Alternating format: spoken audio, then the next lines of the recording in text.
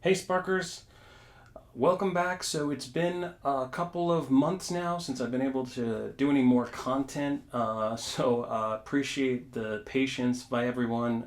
Thank you for waiting. If you waited, if not, that's my bad. But anyway, I wanted to talk today. I wanted to do a new video about the Xsonic Airstep Lite Spark Edition, and I wanted to give a brief update on where I've been the last few months.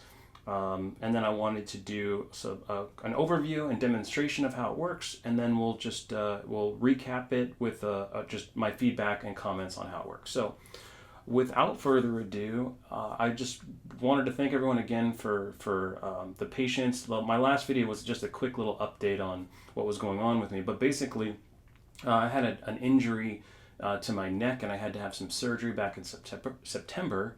And I've been basically in recovery ever since then, and I haven't been able to really play much or obviously create any videos or do any editing, things like that. So, but I'm now back to the point where I'm able to do that, so I'm super happy to be back just in time for the holidays.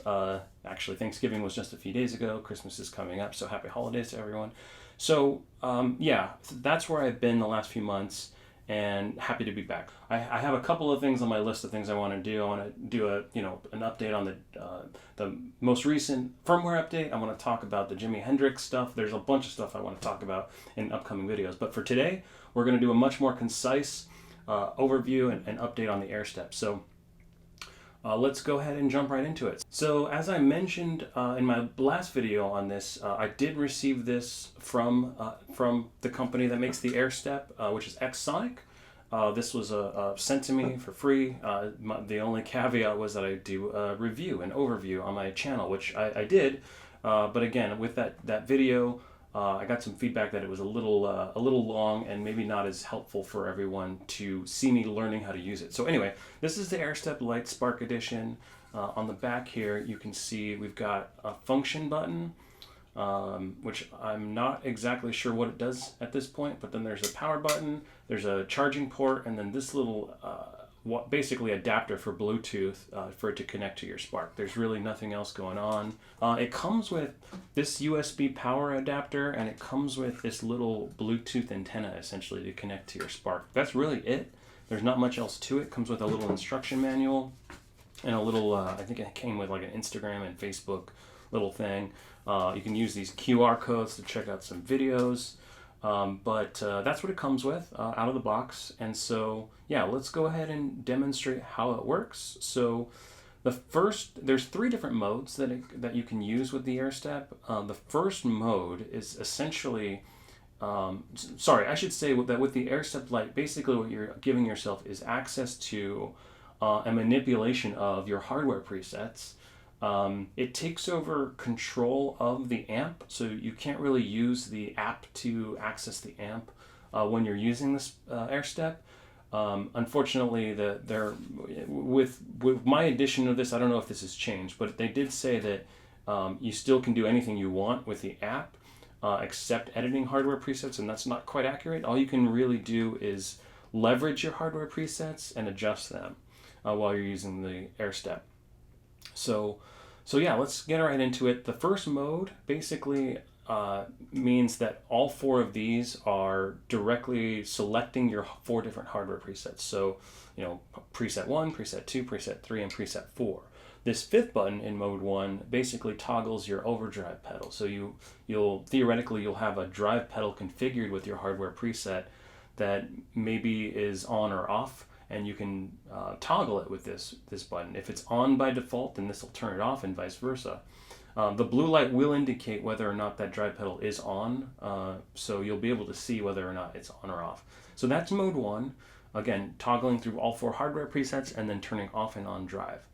Mode 2 is a little bit different, where these two buttons become your toggles through the different channels. So you go down with this fourth button and up with this fifth button when you're in mode 2. And then these three buttons essentially become toggling your three different effects pedals. This first one is your drive pedal, modulation pedal, and then your delay pedal. So depending on what you have for each of those four hardware presets, if you have modulation turned off, you'll see the light off. If you have it turned on, you'll see it on. But you can toggle it off and on in that mode. And then the third mode, very similar to that second mode, basically just changes this fourth button into toggling your reverb off and on. And then this last button basically just becomes a cycle through your 4 different channels, and it goes up, right? So if you're on channel 1, you press this, you'll get to 2, press it again, you'll get to 3, etc. So you'll get access to then adjusting your overdrive, your modulation, your delay, and your reverb. So really it unlocks a lot of ability to adjust your presets that you don't typically have while you're playing with the Spark alone, right? When you're using the app.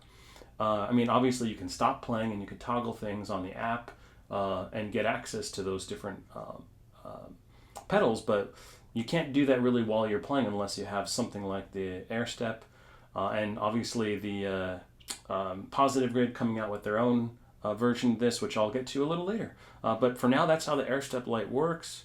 And I'll jump into a quick little demonstration. So let me grab the guitar here. We'll turn it on. It should be in mode 1, and it'll blink a couple of times, and then when it goes solid, you know that it's working. So right now we have channel 1 selected, and that's why this blue is lit up. I think I have just I don't exactly recall what I have going on there, but then this is a little bit more of a drive.